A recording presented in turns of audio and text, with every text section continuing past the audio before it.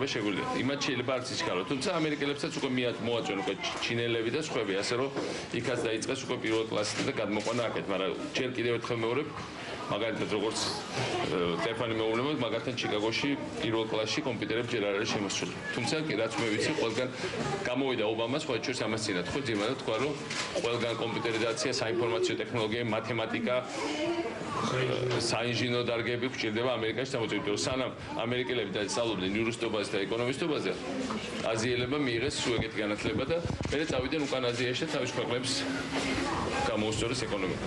ჩვენ ეს შეცდომა არ უნდა გავიმოყოთ. სანამ ინგლისურს საუბრობ, ქართული ხوار დაგავიწყე. არა ხო? მე კითხვა ვიცი. კითხვა იცი ქართული. და ეხა ინგლისურად საუბრობ კითხვის. რა ქვია? მარი. რამდენი წელს? 5-ის. აი? მე სხვა ჩოს 5 წელს ვიყავი ამ სკოლაში რომ შემომიყვანეს. მაგრამ მახსოვს რომ პირველ ეს იყო მაშინ შალვა ამონაშვილის სკოლა და საბჭოთა დროსაც შეიძლება და მართლა ძალიან ნოვატორული ტექნოლოგიები ჰქონდა ესე. პირველი 4 კლასი აქ პირველ ექსპერიმენტულში გვასწავლდნენ სულ თამაში.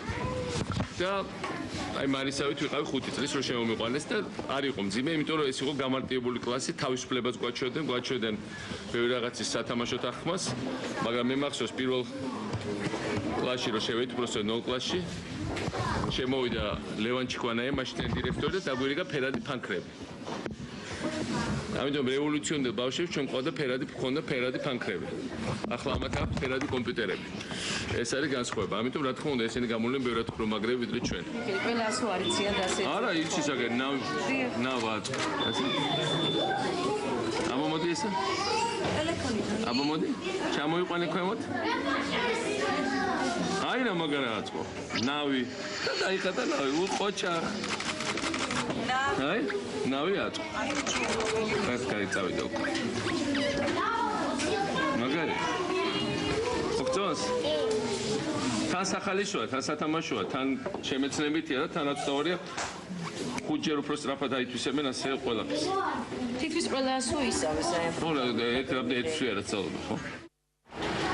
სკოლის ამ ახალი კორპუსის სახურავზე გაშენებულია მოსასვენებელი ბაღი, სადაც ზეითუნის ხეები და ასევე ბროწეულის ხეები ხარობს. მოსასვენებელ ბაღში პირველკლასელების გარდა სხვა ბავშვებიც შეძლებენ შესვენებაზე დროის გატარებას. პრეზიდენტისვე ინიციატივით კორპუსის სკოლის ამ ახალ კორპუსს და ასევე ამ ბაღს ზურაბ ჟვანიას სახელი ეწოდა.